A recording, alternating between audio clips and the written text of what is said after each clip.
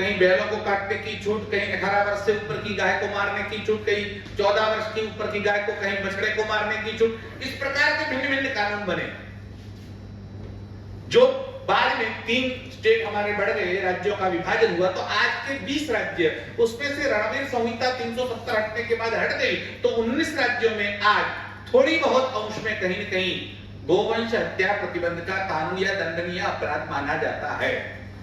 हम चाहते हैं कि राज्यों में नहीं, संपूर्ण भारत में केंद्र सरकार ऐसा कानून लाए और सरकार कानून बनाए या भारत की संसद इस कानून को पारित करे और संपूर्ण भारत में, और केवल गाय नहीं, संपूर्ण गोवंश, वो चाहे गाय हो, चाहे बछड़ा हो, चाहे वो दूध देती हो या न देती हो, उपयोगी हो या अनुपयोगी हो, गाय हमारी माता और वो नहीं कटनी चाहिए, इस बात को लेकर पूरी संसद ये कानून बनाए। इसके लिए करपात्री जी महाराज के ब्रह्मलीन होने के बाद भी इस आंदोलन को पूज्य गोपाल मणि जी महाराज ने जीवंत रखा, आज तक चलाया, और उन्होंने घूम घूम कर चारों शंकराचार्य को इस बात के लिए सहमत किया। हालांकि सारे शंकराचार्य गोवंश के लिए सदैव तैयार है, लेकिन उन्होंने सबके आशीर्वाद लिए और चारों आचार्यों के आशीर्वाद से बाकी सब आचार्य जुड़कर इस बात को भारत की संसद से पारित करवाना चाहते हैं कि संपूर्ण भारत में गोवंश हत्या प्रतिबंधित कानून बने। इसलिए क्या करना पड़ेगा, तो हमारी प्रधान मांग है कि गाय को पशु की सूची से हटाया जाए। गाय केवल पशु न होकर गाय हमारी मां है, इस प्रकार से उसको लिया जाए। इसलिए गो माता को राष्ट्रमाता के पद पर प्रतिष्ठित किया जाए। अगर किसी चीज को राष्ट्रीय दर्जा प्राप्त होता है, जैसे राष्ट्रध्वज है, राष्ट्र प्राणी है, राष्ट्रगीत है, तो उन सबका महत्व अलग हो जाता है, फिर उसकी कोई काट चट करने की बात नहीं हो सकती। इसलिए गाय अगर राष्ट्रमाता के पद पर प्रतिष्ठित होती है तो ऑटोमेटिकली संपूर्ण गोवंश हत्या प्रतिबंधित करनी पड़ेगी। और इस विषय में भारत की संसद को गंभीरता पूर्वक सोचना चाहिए, और सभी पक्षों को, जितने राजनीतिक दल है, उन सबको हमारा आह्वान है, सभी उसमें सम्मिलित हो और एक मत से पूरा पक्ष, विपक्ष, सरकार या उनके विरोध पक्ष वाले सब सम्मिलित होकर इस कानून को बनाएं और संपूर्ण भारत से संपूर्ण गोवंश हत्या का जो कलंक है उसको नेस्त नाबूद करके गाय माता को राष्ट्र माता के पद पर प्रतिष्ठित करें। इसलिए हमने पूर्व में प्रयाग के माघ मेले में 1 दिन का गो संसद बुलाया था। उसके बाद इस बार जैसे संसद की आपकी रचना है, भारत की जो हमारी संसद उसके 543 मतक्षेत्र है, संसदीय क्षेत्र है, वैसे प्रत्येक क्षेत्र से एक व्यक्ति को हमने गो सांसद नियुक्त किया है और वो वहां से आकर इसमें प्रतिनिधित्व करेगा।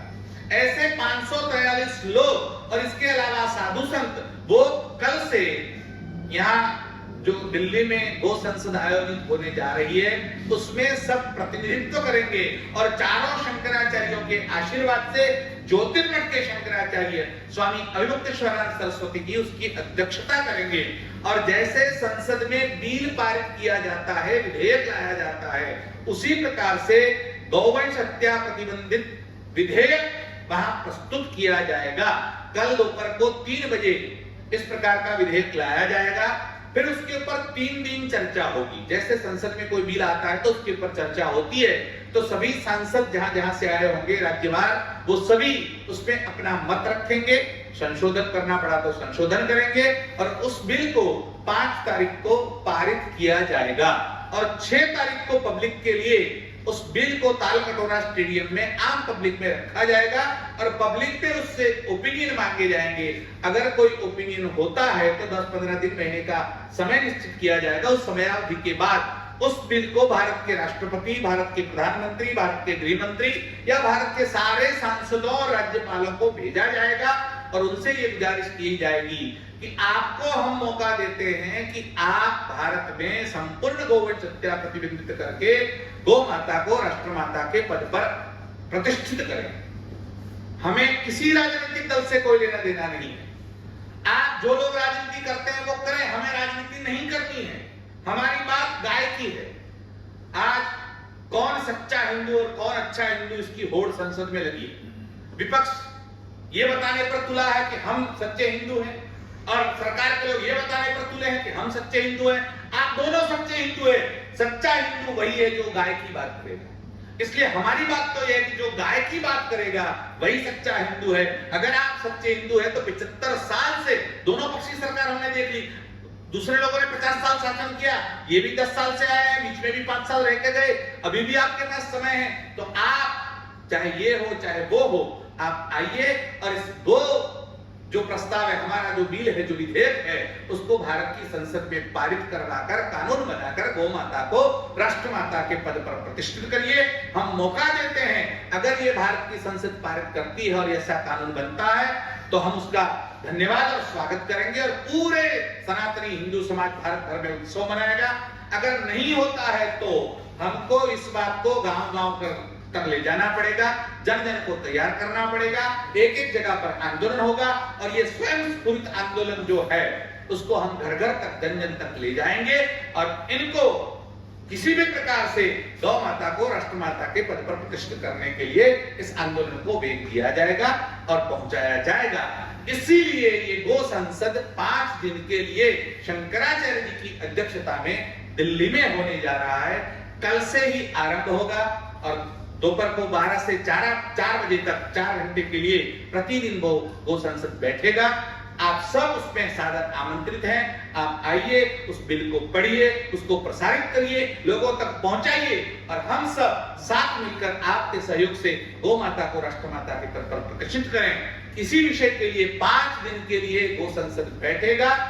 आगे जो भी आपके प्रश्न होंगे तो उसका उत्तर देने का प्रयास करेंगे। इससे पहले विकास पाटनी जी जो इस बात को आगे बढ़ाकर आपके सामने बात रखेंगे और बाद में आपके प्रश्न को हम आमंत्रित करेंगे। आप जो पूछना चाहे पूछ सकेंगे। सभी पत्रकार बंधुओं का पुनः धन्यवाद, अभिनंदन है यहाँ पर। और जैसे कि आपके मध्य में किशोर भाई ने पूरी बात रख दी है, समग्र बातचीत है, कुछ जोड़ने बढ़ना इसमें जरूरी नहीं है वैसे, लेकिन एक बात रेखांकित पुनः आपके बीच में करना चाहता हूं कि भारत देश की आजादी का सबसे प्राचीन आंदोलन की जब भी हम बात करते हैं, हम इस बात को हमेशा भूल जाते हैं कि इस देश की आजादी का नींव 1857 में चली हुई वो गोली है जो इस देश में गाय की भावना के प्रति मंगल पांडे ने चलाई। बड़ा अजीब विषय, इस देश का विडंबनापूर्ण विषय है। इस देश का प्रत्येक देशवासी, प्रत्येक पत्रकार बंधु, प्रत्येक कथावाचक, प्रत्येक इस देश का नागरिक आज भी गाय का ऋणी है। अगर मंगल पांडे के अंदर पे वो भावना नहीं आई होती तो संभवतः जो निर्वीर बना मंगल पांडे था, क्योंकि उससे पहले भी अंग्रेजों पे अत्याचार हो रहे, उससे पहले भी उनका शोषण हो रहा था।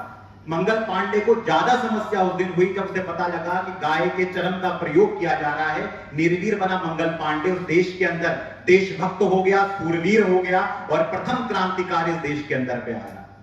और इस बात को चलते हुए लगाइए 1857 से पकड़ लीजिए आप, देश आजाद होता है। आजादी के समय पर कोई दल नहीं है, यहां तक कि कांग्रेस जो सबसे बड़ा दल उस समय का इस देश के अंदर है, उस कांग्रेस को कोई भी अपना अधिवेशन करने से पहले एक गौ अधिवेशन करना पड़ता था। गाय के प्रति एक माहौल इस देश में इतना ज्यादा लहर मार रहा था कि इस देश में सहज ही लगता था कि जिस दिन इस देश में आजाद भारत में भारत की स्वतंत्र सरकार बनेगी, उस दिन पहला कार्य ये होगा कि गौ माता को माता का सम्मान देकर गौवंश हत्या मुक्त भारत बनाया जाएगा।